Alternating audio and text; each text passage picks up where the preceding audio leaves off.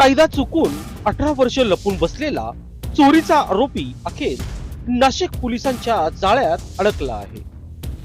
Nashik police आयुक्त Sandeep Karnik, police उपायुक्त किरण कुमार चव्हाण व सहाय्यक पोलीस आयुक्त संदीप मिटके यांच्या थेट आदेशानंतर गुन्हे शाखा युनिट 2 ने कारवाईचा गेर टाकत देवळाली कॅम्प पोलीस ठाण्यातील 2 चंदन चोरीच्या गुन्ह्यातील फरार आरोपीला जेरबंद केले आहे.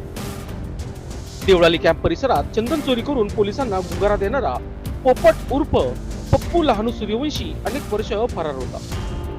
मात्र गुन्हेगार कितीही लपला तरी पोलिसांच्या नजरेतून सुटत नाही, हे पुन्हा एकदा सिद्ध झाले आहे.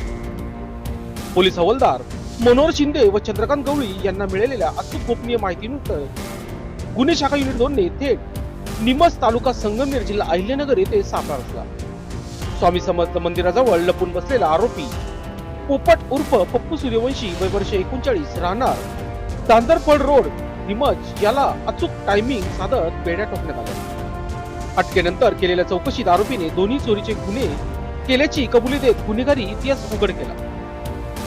पुढील कारवाईसाठी त्याला देवळाली कॅम्प पोलीस ठाण्याच्या ताब्यात देण्यात आले.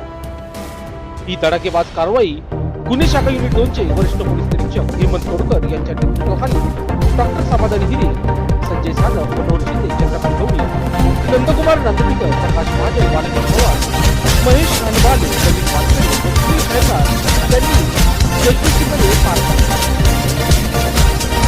तब्बल 18 वर्षांनी का होईना पण कायद्याचा फास आवळला जातो. नाशिक पोलिसांचा गुन्हेगारांना थेट इशारा.